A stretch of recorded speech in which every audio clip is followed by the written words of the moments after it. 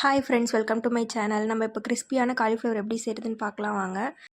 ஒரு 10 மினிட்ஸ் கொதிக்க வச்ச ஹீட் வாட்டர் அடித்து அதில் கொஞ்சமாக உப்பு, மஞ்சத்தூள் சேர்த்து நம்ம குட்டி குட்டியாக கட் பண்ணி வச்சுருக்க காலிஃப்ளவர் சேர்த்துக்கலாம். இது எதுக்காகனா அதில் எதுவும் டஸ்ட் இருந்தாலும் ரிமூவ் ஆகிரும், ஏதாவது புழு பூச்சி ஏதாவது இருந்தாலும் செத்து போய் நமக்கு க்ளீனான காலிஃப்ளவர் கிடச்சிரும்.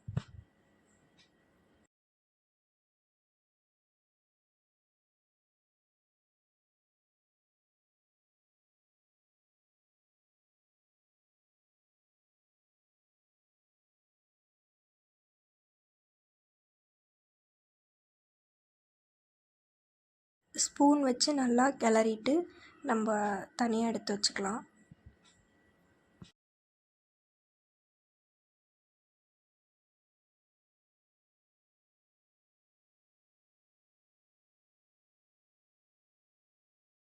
இப்போது காலிஃப்ளவருக்கு தேவையான மசாலா சேர்த்துக்கலாம்.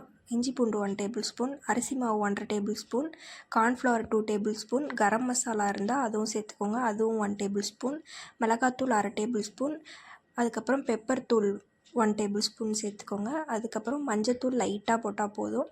அதெல்லாம் போட்டு நல்லா மிக்ஸ் பண்ணிவிட்டு அதுக்கப்புறம் நமக்கு தேவையான சால்ட்டு சேர்த்துக்கலாம். லைட்டாக ஒரு 1/4 டேபிள் ஸ்பூன் சேர்த்தா போதும் நான் செய்கிற அளவுக்கு. நீங்கள் உங்களுக்கு தகுந்த மாதிரி தேவையான அளவு சேர்த்துக்கோங்க. இப்போ நல்லா அதை மிக்ஸ் பண்ணிவிட்டு அதுக்கப்புறமா லைட்டாக தண்ணி ஊற்றி நல்லா பேஸ்ட்டு மாதிரி நம்ம பேட்டரை ரெடி பண்ணிடலாம்.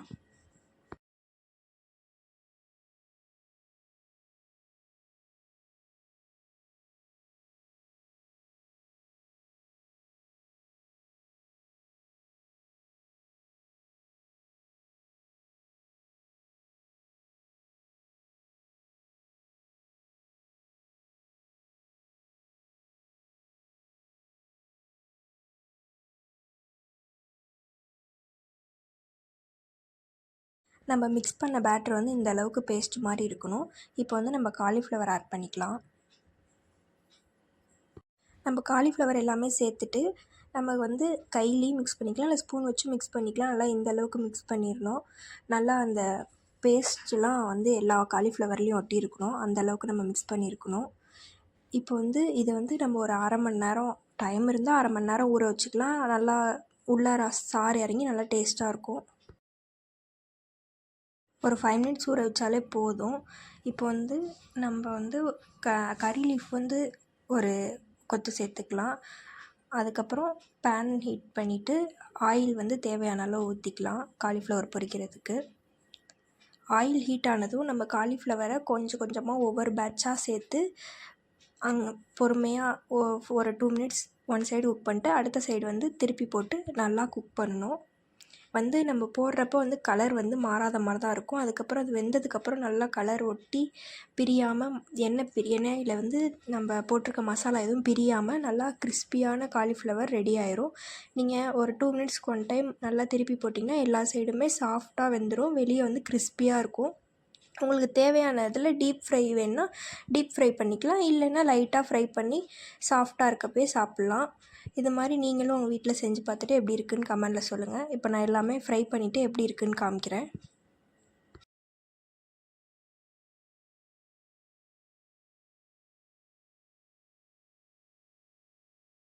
நம்ம ஃப்ரை பண்ணது லாஸ்ட்டாக இந்த மாதிரி கலர் மாறிடும். இப்போ நம்ம எடுக்கிறப்போ நம்ம கரண்டியில் எடுத்து 2 மினிட்ஸ் அப்படியே ஒரு லைட்டாக அந்த சைடு சாய்ச்சி வச்சோம்னா எல்லா எண்ணெயும் வடிஞ்சு ஒரு இது கூட எண்ணெய் கூட இல்லாமல் நமக்கு ஆயில் ஃப்ரீ காலிஃப்ளவர் கிடச்சிரும். நீங்களும் இது மாதிரி செஞ்சு பார்த்துட்டு எப்படி இருக்குதுன்னு கமெண்டில் சொல்லுங்கள். தேங்க்யூ ஃபார் வாட்சிங். சப்ஸ்கிரைப் பண்ணுங்கள், லைக் பண்ணுங்கள், ஷேர் பண்ணுங்கள். ஹோட்டல் ஸ்டைல் கிறிஸ்பியான காலிஃப்ளவர் ரெடி ஆயிரும். தேங்க்யூ ஃபார் வாட்சிங்.